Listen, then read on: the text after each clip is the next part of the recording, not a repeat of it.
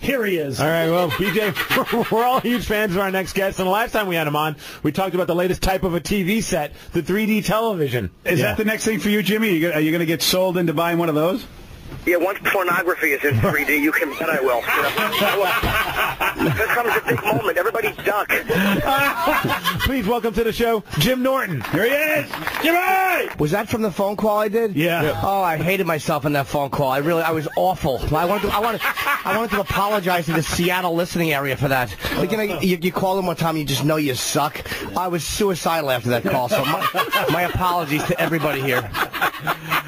Listen, man, we're going to have such a great time tonight. Jim Norton is going to be the showbox at the market. 2 shows. There's an all-ages show as well as a 21 and over show, so there's no reason why you can't see Jim. The weather is crap, so it's good that we got something to look forward to today since our Memorial Day weekend looks like it's just going to be horrible. So tonight, showbox at the market. Tickets are still available at Ticketmaster. Come on down, man. Hang out with us. It's going to be a blast. Double R is going to be doing some comedy with you? Yep. And boy, are tickets available. People think the 7 o'clock show is going to be cleaner. It's going to be the same disgusting show as the 10 o'clock show, but you can get it if you're 18. That's the only difference between the 2 shows. Yeah. I don't want people to think that the 7 o'clock show is like all ages. It's going to be family friendly. It's going to be the same show. I was going to say, it's not like you're going to be Bill Cosby in that show, are you? Yeah, but it's, it's like I don't want people to think that people hear all ages and they think that you're going to kind of tone it down because there's going to be kids there. We're thinking like 18, 19, 20, not 14 or 15. Yeah, it's just for drinking. It's just that, you know what, that there are people that if you can't drink, you still can go see a show for that all ages show. That's the only reason why there is an all ages show. And there is booze there. You just can't drink it if you're under 21. That's right, buddy. That's what I'm doing a minute into my appearance. I'm explaining the alcohol laws.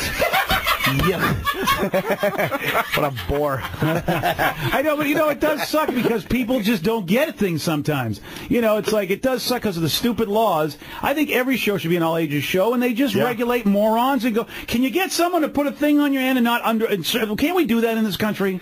It's, I guess that's lawsuits. They're worried that if someone's there and they drink, they're going to get sued. It's all about lawsuits. Any type of stuff like that's annoying, it's because lawyers have gotten involved and ruined it. That's all it is. Lawyers have wrecked it. You're so right, Jimmy. The lawyers have... again, you can see, not that we advocate this, but you can see in the not-too-far future where lawyers become the most hated creatures on the planet and become hunted.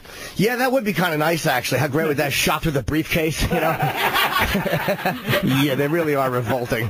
Oh, man. Well, we just had a guy that sued for like $1.2 million. His wife got $80,000 because he slipped getting off the bus on the warning strips that help you see so you don't slip getting off the bus. Oh, what did he say? The paint made it more slippery, like one of those little yellow strips. How much did he get? $1.25 million for him and $87,000 for her. Why? Well, she got that money just because she had a deal with him. What happened to him when he fell? He apparently hurt his leg so bad that he might have to get it amputated.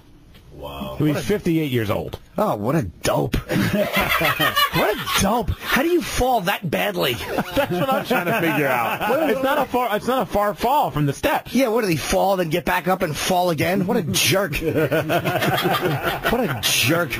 Oh, man. Well, it's not the first fall either because Gary Coleman did you hear about this? I heard he's in critical condition, right? That's what they said he suffered a head injury after he fell at his home. And look, it sounds like a joke, but how far can he fall? I know, exactly. Yeah, well, then again, anything is deadly. He fell off the toilet. Who knows what...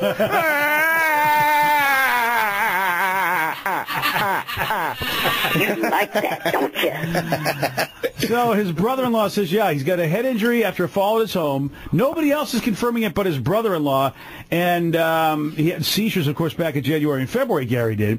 But how about your brother-in-law as your spokesperson? How did that happen? Yeah, I think Gary's having tough times financially. And I don't think he's in great shape, so he's probably got people doing stuff that he should be paying people to do. Remember, he did that phone sex hotline, where he was actually doing, Did he really? Yeah, there was a website. I can't remember what it was for, but he would basically, do, a dirty talk on it. Very soft core, not even really mentioning body parts or anything, but just very suggestive with the voice. Hey, baby. Yeah, he would sound, that was him doing Choo-choo.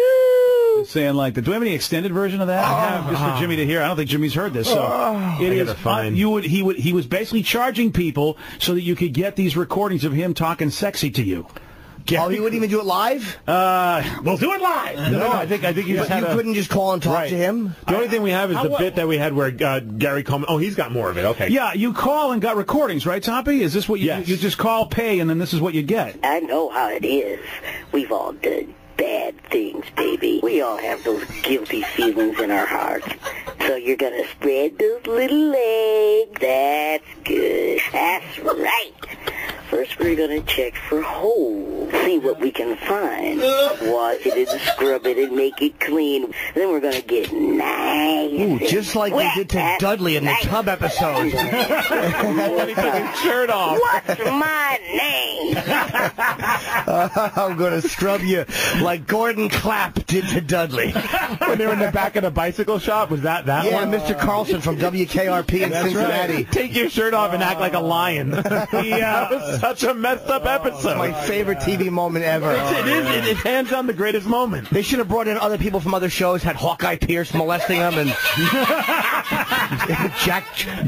John Ritter, whatever his name was, Jack Tripper. It's just great. You always knew it was going to be a good episode when they said the following episode is for mature audiences. Yeah. Which is, if you're Gordon Clapp, really, how did your agents convince you in that day and age, here's what you're going to do. We're going to have you play a guy molesting a beloved character on television. I would ask just the opposite question. If you're Gordon Clapp, how did you get your agents to convince them to let you to do it? Who wouldn't want to soap up Dudley? I remember his stepfather had those big, awful teeth. Remember Dudley's father in Different Strokes? Yeah, it was great. Oh, that's great.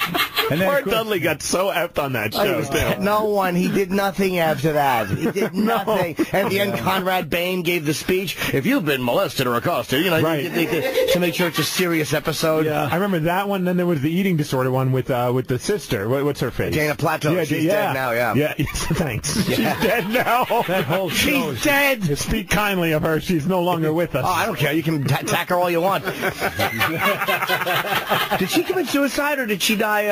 Was it an OD? It might have been an OD. I think it was an OD. We'll find out. Do you know Annabelle? Oh, you wouldn't. Oh, she wouldn't know who Dana Plato is. Yeah, you're right. She wasn't on Jersey Shore, so she wouldn't know who that woman is. How old is what's her name? Annabelle. I like her, man. She's a ghost. She said she gets up early and like watches shows. Like what a good. No, which one are you talking about? The one that's all glammed up? Yeah. Well, we learned that the other day. We were at lunch with her, and she said she gets up at 1 in the morning so that she can watch the late night talk shows. Oh, she told me 2:30. Or she's probably lying. She rolls out of bed at like 5 to 6 and comes in. Yeah, she reads a synopsis on her iPhone. All right, that's what happened. That's right, good enough. Kiefer was on Letterman. He was good. They'll never ask. They'll never ask. Which, by the way, you're right. We never do. Oh, man.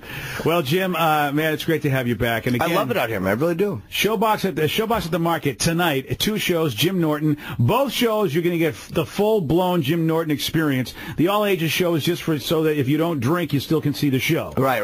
Or if you can't drink, you still don't. But there's still alcohol available at both shows. So, listen, you want to see Jim Norton, you're going to see the same show no matter which one you go to. Tickets are still available. We're all going to be there tonight. And, Jim, I got to thank you because, it's not everybody that would let a guy like Double R, who's relatively new in the business, he went home because he's sick. He's resting up for tonight's performance. Okay, good. Not everybody, it's cool that you're letting him open up on the show a little bit. Well, why not? I mean, I know the guy for many years, and he's a friend, and it's like, yeah, let him go up there. What's the worst that can happen? He doesn't do well. It'd be great if he does. It's not going to hurt either way, and I like the guy, so let him go up there and do what he does.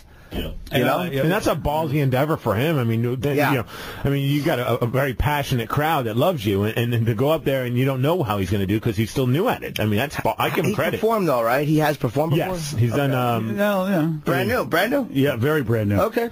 Yeah. Bunch of open mics and I think like a couple shows where it was actually he was billed on it. What happened to him is that Louis Anderson and Kyle Cease are doing this comedy boot camp. So Double R said, "Well, I want to do comedy. I'll go do it." Louis Anderson saw him and said, "You know what, bro? I think you've got something." And I think it was too early, but you never know. Why not? He got him an audition for Last Comic Standing. Louis said, "I'll talk to the people. Go down to L.A." Oh, okay. He went and auditioned, and it's funny because Andy Kindler didn't know. He went in front of Andy Kindler. The judges said, "Get the hell out of here." But then Andy came and guested on our show, not knowing that one of the guys. Soon after that, not knowing that one of the guys was the guy he just threw out of the room and said, "Get the hell out." It was tough for Andy, he's decided to go full into it, and guys like you and Jimmy Schubert also let him do some time on stage. Louis did as well, and Kyle. Did Kyle let him do some stuff? It was the same show, yeah. Yeah, it was the same show. Yeah, so I mean, he's really. You know, Jimmy, being in the business for so long, you don't usually get to do like a big stage with a big comic when you're first starting out. You have to do a lot of open mics and never see a big stage. Yeah, it's a lot of gigs you just performing, especially in New York. You're performing right in front of other comedians. It's really rough. when you're first starting because you're not getting good stage time. You're waiting around all night. You're going on at 1:30 in the morning, and your audience is just other comedians, and they're all toxic. So it's really a bad experience. It's very tough to break in. Well, I very heard, tough. It was my buddy Craig Gass when we were talking to him one time and talking about just the whole world of being a stand-up comic in New York. And he said sometimes you're just like bouncing from subway to go to a different club to different club, and you're running into the same comics. Oh, yeah. Everyone's just flying around, just trying to get whatever mic time that you can get. It's got to be brutal. No, it's fun, though. I mean, because you can work on the same joke 3 or 4 or 5 times a night. Like, on the weekends, you only do 20-minute shows in New York. Everyone does 20-minute shows. Everyone makes the same money. Like the Comedy Cellar, Dangerfield. And I would do 7 sets on a Saturday. I would do